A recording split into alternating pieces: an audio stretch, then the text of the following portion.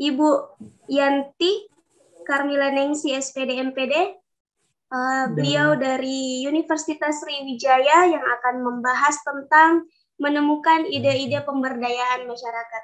Kepada Ibu, saya persilahkan dengan hormat. Iya. Baik, bismillahirrahmanirrahim. Terima kasih atas kesempatannya. Terima kasih kepada Ibu Moderator. Sebelumnya, terima kasih sudah diajak gitu ya bergabung pada seminar nasional yang diselenggarakan oleh program studi pendidikan non formal Universitas Muhammadiyah Parepare. Dan sebelumnya yang saya hormati itu Dekan Fakultas Keguruan dan Ilmu Pendidikan Universitas Muhammadiyah Parepare, baik yang mewakili tadi ada yang mewakili Bapak Dekan 3 gitu ya. Terus selanjutnya yang saya hormati Bapak Prodi Pendidikan Non Formal yaitu Bapak Ikhwan Ridwan SPD MPD. Yang saya hormati Bapak narasumber karena saya sendiri gitu ya yang ibu-ibunya. Jadi bapak-bapak narasumber yaitu Bapak Andi Hasdiansa, Bapak Ildan Hermawan, dan Bapak Ibu dosen yang sempat hadir pada kesempatan hari ini. Tentu yang teristimewa adalah teman-teman mahasiswa. Terima kasih untuk HIMA gitu ya, Pendidikan Non Formal Universitas Muhammadiyah Parepare yang sudah menyelenggarakan kegiatan ini. Baik, saya izin share screen. Ini kedengaran kan suara saya? Maaf saya pakai masker ya, karena lagi berada di ruangan di kampus. Jadi kalau di ruangan itu diwajibkan pakai masker.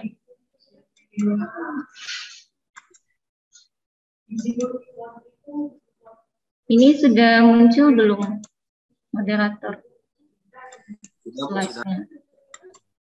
Sudah. Sudah ya. Kemarin saya dihubungi itu mendapatkan bagian gitu ya, menyampaikan materi tentang menemukan ide-ide pemberdayaan masyarakat. Saya tambahkan di ujungnya itu di era digital, ini juga berkaitan tentunya dengan era teknologi. Saya buat di sini tagline-nya agak besar gitu ya, di atasnya membangun diri, membangun negeri. Maksudnya di sini ialah bagaimana kita sebagai individu itu berdaya terlebih dahulu gitu ya. Tentu ini akan memberi dampak pada kemajuan negeri kita tercinta yaitu Indonesia. Berapa? 2000? Mohon diingatkan nanti kalau saya kelamaan ya, Ibu Moderator ya. Ya, Bu. Baik, sebelumnya mungkin saya minta tolong dulu ya ke teman-teman, boleh membuka menti.com, lalu memasukkan kode yang tertera di layar. Mungkin bisa minta tolong sebentar. Iya, untuk age. Makanlah. Selau. Sendok lebih.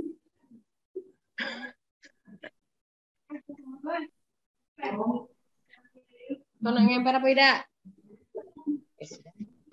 Saya izin stop share-nya sebentar ya.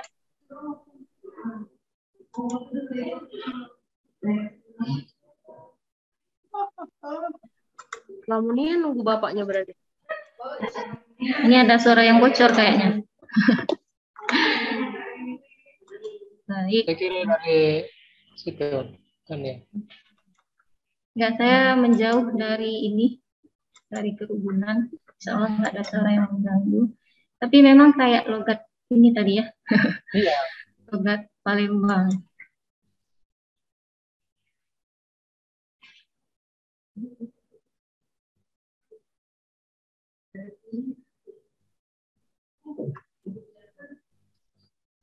Kodenya Bu Yanti, kode itunya mentinya. Ya, bentar. Saya cek saja ya. Ya. Bentar. Yang bisa langsung dipaste. Itu sudah ada di chat.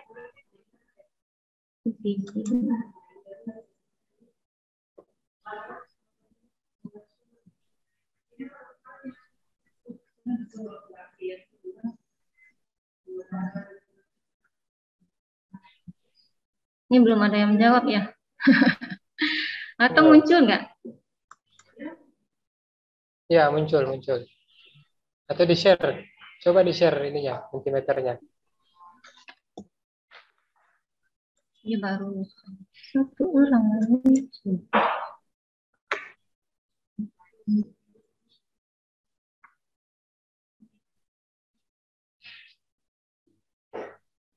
Baru satu orang ya?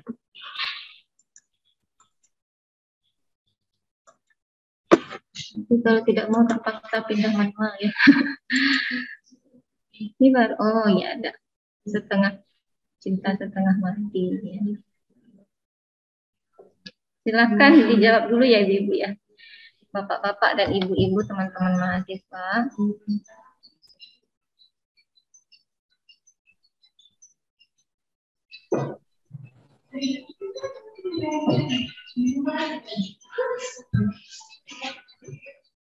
Ya, sudah muncul ya di layar.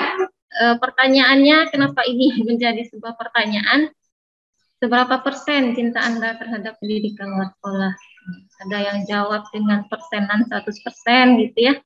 80%, 85%, cinta setengah mati, sehidup semati, sangat cinta gitu ya. Nah, di sini maksud saya, kalau kita gitu ya, kalau kita sudah tahu posisi di mana perasaan kita terhadap prodi gitu ya, terhadap rumah yang kita tempati sekarang, yaitu pendidikan luar sekolah, pendidikan non formal, pendidikan masyarakat, tentu kita bisa gitu ya memikirkan langkah dan upaya agar rasa cinta itu terus tumbuh dan berkembang, gitu ya. Kalau saya gitu ya memaknainya seperti itu. Mungkin teman-teman yang lain juga bisa mempunyai makna yang lain, ya silahkan saja diartikan gitu ya.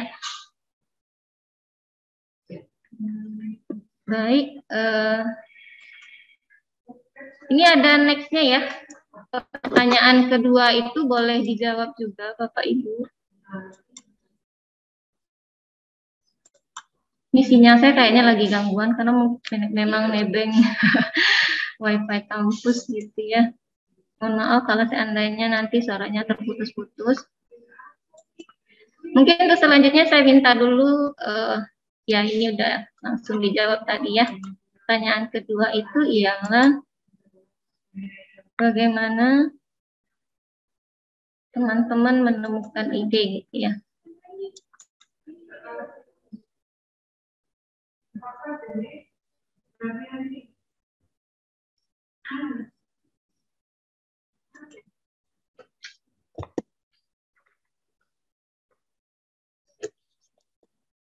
Ya, kebiasaan apa yang Anda lakukan untuk menemukan sebuah ide?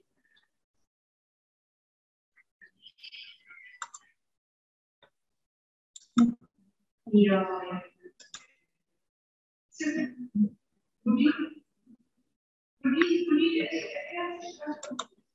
Ada yang menjawab melakukan diskusi menyendiri, ini cuma 2 orang yang menjawab. Ada yang nongkrong sama teman-teman, saya chat dulu ya. Nanti bisa baru kita lanjut ke slide berikutnya. Nah, ini udah muncul ya. Kebiasaan apa yang Anda lakukan untuk menemukan sebuah ide? Kalau dilihat di sini jawabannya teman-teman berikan, itu kayaknya sudah hebat-hebat ini kalau menemukan ide ya.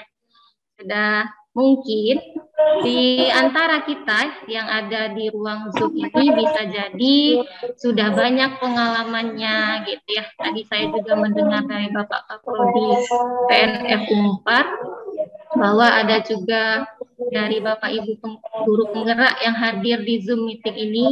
Mungkin dari itu semua sudah, apalagi teman-teman mahasiswa gitu ya, mungkin sudah sering melakukan pemberdayaan di masyarakat.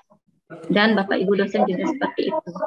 Jadi bisa dilihat dari sini ya, mengamati lingkungan, nongkrong sama teman-teman, buka internet, itu melakukan diskusi.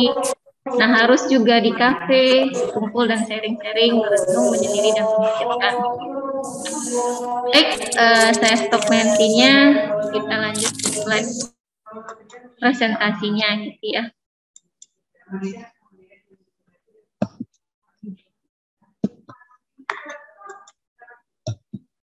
Nah, di sini saya membahas tentang menemukan ide-ide pemberdayaan masyarakat di era digital ya. Kita tahu di abad 21 yang lagi kita rasakan sekarang gitu, merupakan era digital yang mendobrak cara pandang yang sebelumnya kita selalu berada pada cara pandang konvensional menjadi super digital. Terus juga perilaku budaya kita menjadi limbung menghadapi perubahan yang begitu sangat cepat.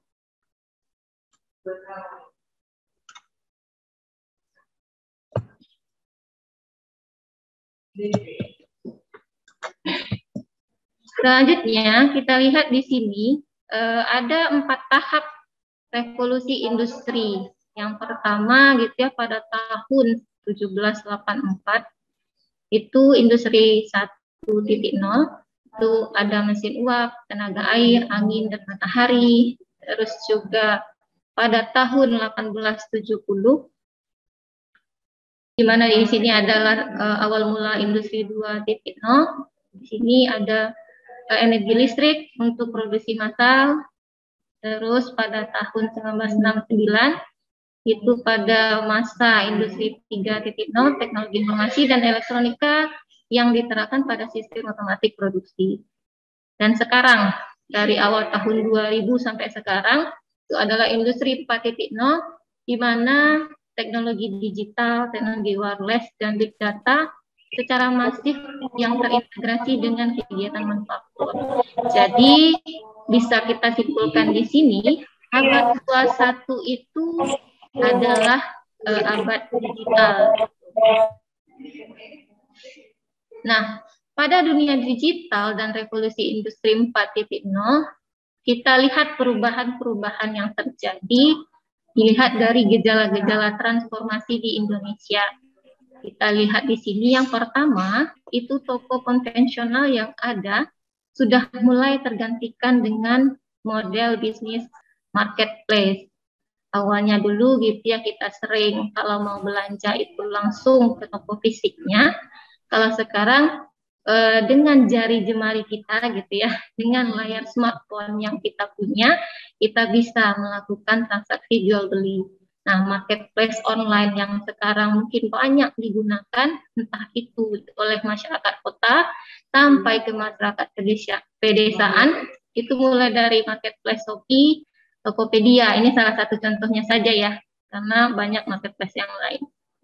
Terus juga taksi atau ojek tradisional, posisinya sudah mulai tergeserkan dengan moda berbasis online.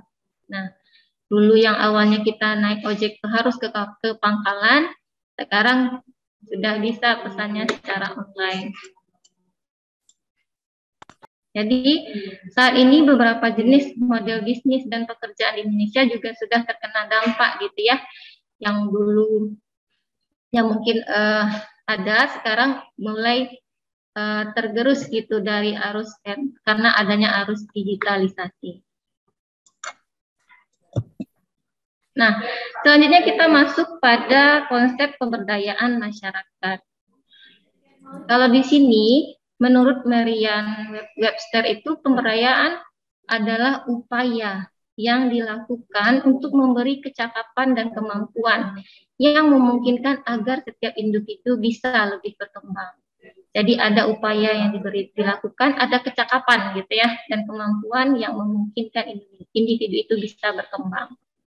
Selanjutnya itu menurut Robert Adam, pemberdayaan secara sederhananya itu dapat didefinisikan sebagai kapasitas individu, kelompok dan atau masyarakat untuk mengendalikan keadaan mereka, menggunakan kekuatan dan mencapai tujuan mereka sendiri.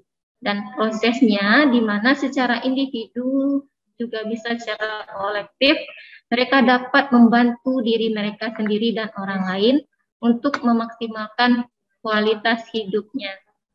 Gitu ya, kalau kita lihat secara pengertiannya pemberdayaan masyarakat itu. Terus selanjutnya bagaimana dengan tujuan pemberdayaan? Menurut Mardikanto tahun 2014, tujuan pemberdayaan itu ada 6. Saya ringkas di sini. Yang pertama itu ada bina kelembagaan, ada bina usaha, ada bina pendapatan, bina lingkungan, bina kehidupan, bina masyarakat. Dan di sini saya rasa teman-teman mahasiswa sudah paham ya. Di bangku perkuliahan pasti sudah dijelaskan juga tentang bagaimana orang gitu ya yang diberikan pemberdayaan itu bisa memperbaiki. Mohon maaf sebentar.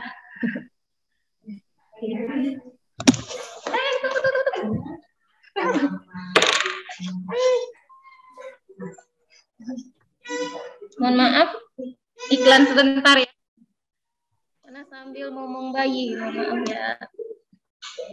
Apa ya, Bu, tidak apa-apa. Ya, lanjut ya, Mbak moderator ya. Tujuan pemberdayaan gitu ya, dimana kita bisa memfokuskan perbaikan gitu ya pemberdayaan tersebut, mulai dari lembaganya gitu, mulai dari lingkungan, dari usahanya, dari kehidupan, pendapatan, dan masyarakat itu sendiri.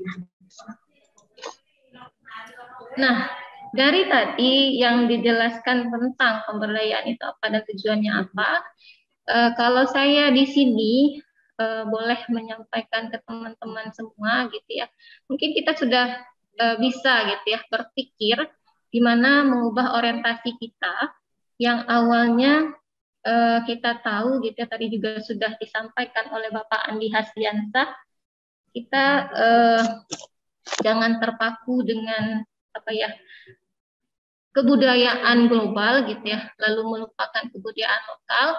Jadi di sini ada istilah orientasi global versus lokal. Nah, menurut Jim Ivey 2013, dia ini adalah pakar gitu ya, community development, mengingatkan kita dengan apa yang disebut dengan sebagai pendekatan global and local practice, nah, dan universal and contextual issue. Hal ini terkait dengan berkembangnya digitalisasi yang terus-menerus masif, maka dalam pemberdayaan masyarakat perlu mengembangkan paradigma dalam mengglobalkan kearifan lokal, atau bisa juga kita sebut dengan globalisasi gitu. Nah, Indonesia yang kaya dengan budaya dan potensi lokal serta nilai-nilai luhur, kini saatnya kita bisa bertindak untuk mengglobalkannya dan kita kembangkan potensi. Terus tindakan lokal yang dampaknya global, ini juga diperlukan kesiapan SDM lokal atau kelompok sasaran. Jadi untuk mencapai globalisasi itu kita juga harus memperhatikan kesiapan SDM-nya sendiri. Selanjutnya peran pemberdayaan dalam melokalkan globalisasi dan mengglobalkan lokalisasi. Di sini melokalkan globalisasi merupakan tindakan yang selama ini telah lama kita lakukan. Mungkin hampir semua gaya hidup budaya dan kebijakan kita sekarang gitu ya adalah hasil melokalkan globalisasi. Terus juga kedua itu, sudahkah ada upaya kita mengglobalkan lokalitas yang kita miliki? Misalnya seperti ini ya, selama ini kan kita kayaknya tanpa sadar kita sudah gaya hidup kita itu sudah meniru orang luar negeri, orang barat gitu ya. Terus juga lama-kelamaan jadi budaya lokal gitu. Jadi istilahnya itu memang melokalkan globalisasi. Yang awalnya mungkin jarang gitu ya diterapkan di kehidupan kita sehari-hari, kalau sekarang sudah hampir mungkin teman-teman senang dengan makanan yang global gitu ya, senang dengan tontonan yang global gitu. Nah, jadi selanjutnya itu ada muncul pertanyaan, sudahkah ada upaya kita mengglobalkan lokalitas yang kita miliki?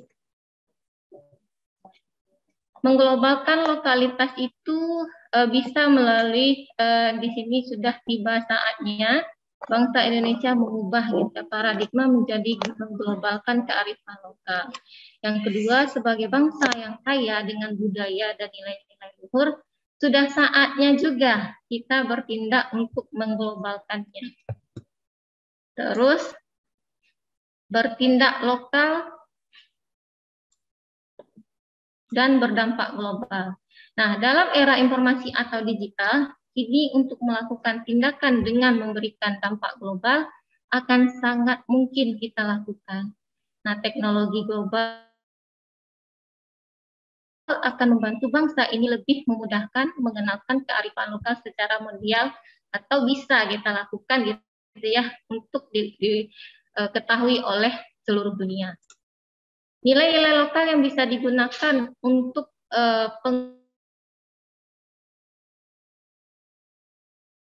penguatan jati diri dan kemandirian bangsa nilai luhur dan potensi lokal harus mampu memperkokoh jati diri bangsa dan kemandirian bangsa. Ini bisa teman-teman lihat gitu ya, ada global, ada lokal. Nah, ikut mengembangkan gerakan itu ikut mengembangkan inovasi nasional, produktivitas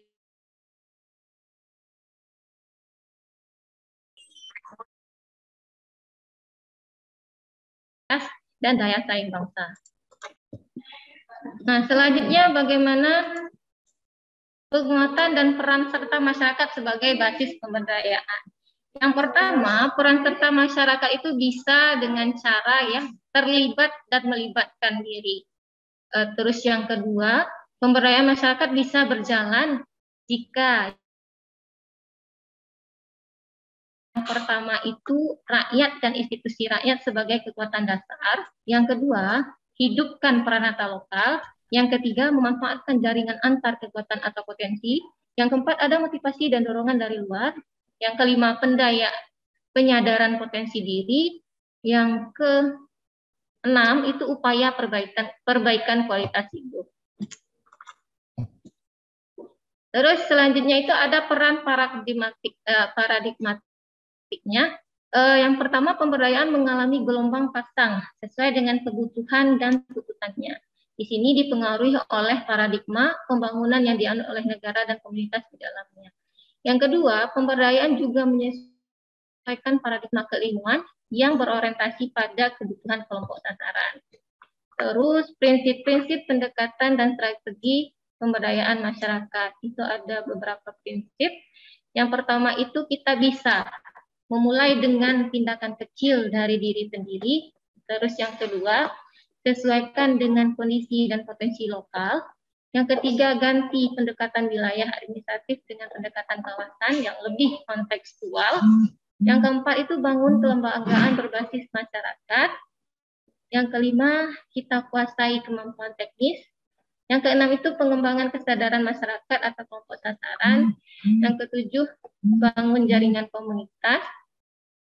Selanjutnya, yang kedelapan itu lakukan kontrol kebijakan. Yang kesembilan, pembangunan berkelanjutan. Ini tentu berhubungan dengan apa yang sudah disampaikan oleh Bapak Andi Hasdiantah tadi. Nah, pada era digital ini kita perlu juga menumbuhkan kesadaran gitu ya, adanya literasi-literasi baru yang perlu juga kita kuasai. Walaupun gitu ya, kita basisnya adalah orang pendidikan non formal, pendidikan masyarakat, tentu kita juga terus mengikuti perkembangan zaman gitu ya. Ada literasi baru di era digital. Mungkin ada kalau literasi 6 literasi dasar mungkin teman-teman sudah tahu ya. Tapi di sini ada literasi baru di era digital. Nah, orientasi baru tidak hanya cukup di literasi lama yang selama ini kita kenal dengan membaca, menulis, dan matematika, tapi ada juga literasi data gitu ya, kemampuan untuk membaca, menganalisis, dan menggunakan informasi atau big data di dunia digital. Yang kedua, ada literasi teknologi, di mana di sini memahami cara kerja mesin dan aplikasi teknologi seperti ada coding, artificial intelligence, dan engineering prinsip. Terus yang ketiga ada literasi human. Nah, ini literasi human ini berkaitan dengan keterampilan kepemimpinan, karakter, bisa bekerja dalam tim, dan berkolaborasi. Terus juga mampu membangun relasi, berempati, kelincahan dan kematangan berbudaya. Ada juga selanjutnya itu inovasi, kreativitas, dan entrepreneurship. Nah, selanjutnya itu ada pentingnya literasi humanistik. Tadi ada literasi 3 gitu ya. Ini dibahas lebih lanjut pentingnya literasi humanistik. Di era revolusi industri 4.0, literasi human atau manusia itu menjadi penting untuk bertahan di era ini. Tujuannya adalah agar manusia bisa berfungsi dengan baik di lingkungan manusia dan dapat memahami interaksi dengan sesama manusia. Yang kedua, itu menguatnya literasi data dan teknologi, termasuk juga kecerdasan buatan, tidak akan mampu menggantikan aspek kemanusiaan, yaitu dari segi ide dan kreativitas. Yang ketiga, untuk bisa bertahan di era revolusi industri 4.0 ini, peran ilmu pemberdayaan masyarakat, termasuk mungkin di sini juga ada salah satunya penyuluhan gitu ya, itu dirasa sangat penting. Terus bagaimana peran pemberdayaan masyarakat merespon masa depan?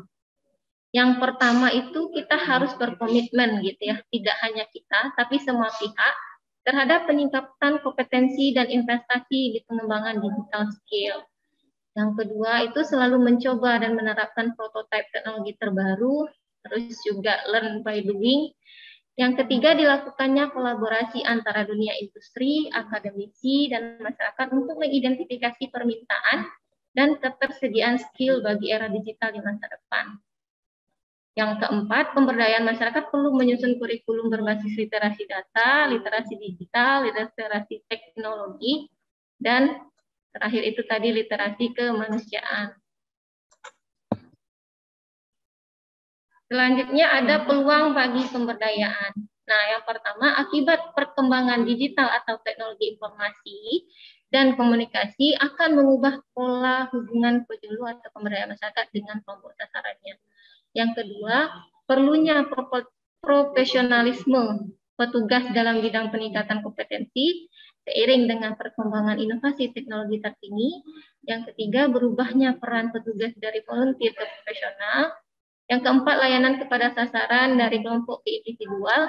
Yang kelima, meneguhkan peran fasilitator bukan instruktur. Yang keenam itu orientasi pada kebutuhan masyarakat.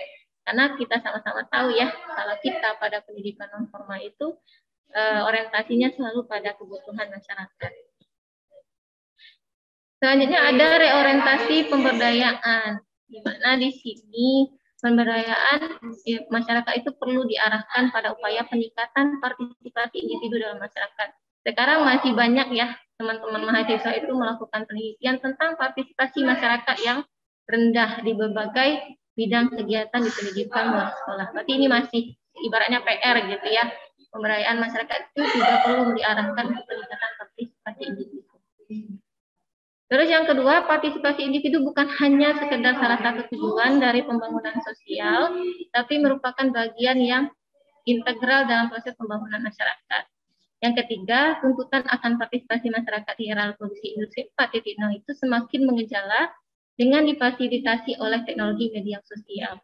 Yang keempat, berubahnya konsep kelompok sosial sasaran dalam bentuk organisasi jaringan teknologi berbasis media sosial, seperti adanya WA Group, media sosial, dan lain-lain. Terus selain tadi ada peluang gitu ya, ada reorientasi, ada juga hambatan, kemungkinan hambatan yang akan kita hadapi.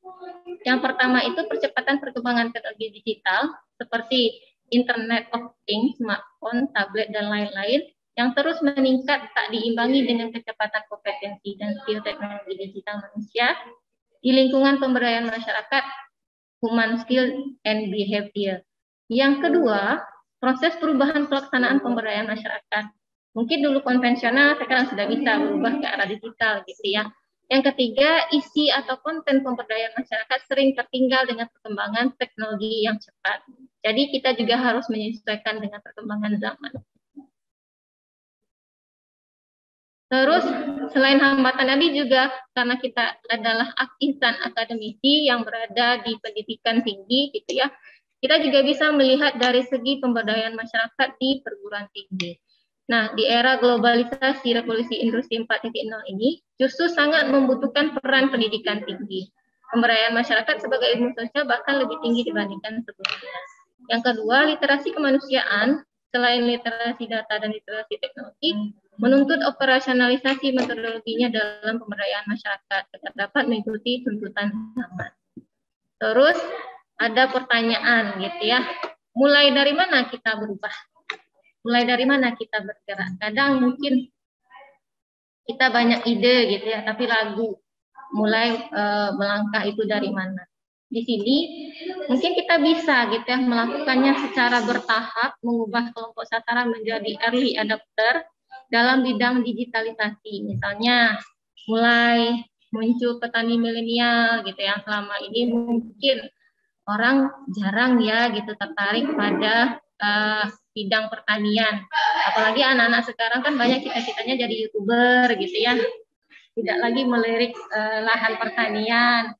Terus teknologi digital untuk pemasaran produk-produk UMKM dan lain-lain.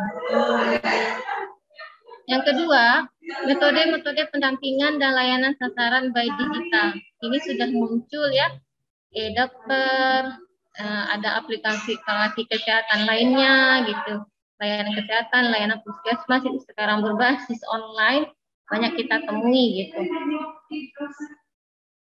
Terus selanjutnya itu pembelajaran di pemberdayaan masyarakat yang harus adaptif terhadap perubahan yang terjadi. Sekarang kita lihat ya, mungkin teman-teman akademisi sudah berubah. Sekarang banyak hasil penelitiannya, pengabdiannya itu sudah mengarah ke arah digital. Terus kita perlu melakukan gerakan nasional peran pemberdayaan dalam era digital, terutama memperkuat literasi humanistik sebagai core business yang mampu menggali dan menguatkan karakter, nilai budaya, jati diri, ide, inovasi, kreativitas, identitas, dan kebanggaan untuk meraih vitalitas yang maksimal, yaitu sebagai bangsa yang lebih bermartabat.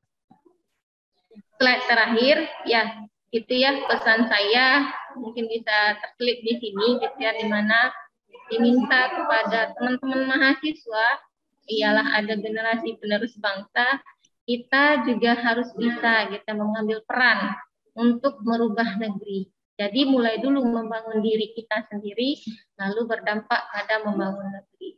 Jadi bisa mulai dari kita peka melihat kondisi sekitar, mungkin karena kita peka nanti akan muncul ide-ide untuk memperbaiki kondisi sekitaran kita. Yang kedua, bangun simpati dan empati. Tetap ya, anak muda, milenial, generasi Z ya. Sekarang generasi Z atau generasi apa lagi? Nah, bangun simpati dan empati. Ini juga tidak boleh kita abaikan karena tetap dulukan adab daripada ilmu. Jadi kita juga bisa nanti berpikirnya juga lebih jernih lagi untuk melihat lingkungan sekitar. Yang ketiga itu perkuat kompetensi diri untuk membawa perubahan ke arah yang lebih baik. Di sini maksudnya adalah bagaimana kita mendalami gitu ya apa-apa yang menjadi bakat, minat, kompetensi itu kita harus bisa menggalinya lebih dalam lagi. Terus yang keempat, tetap pesannya adalah sebaik-baik manusia adalah manusia yang paling banyak memberi manfaat. Walaupun mungkin manfaatnya belum global gitu ya, tapi masih lokal tidak masalah. Yang penting kita sudah mengambil peran, mana tahu tadi ya yang lokal tadi menjadi global gitu. Mungkin itu saja ya dari saya.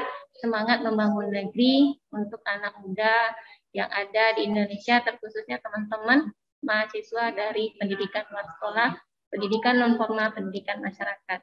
Sekian, Assalamualaikum warahmatullahi wabarakatuh. Saya kembalikan kepada moderator.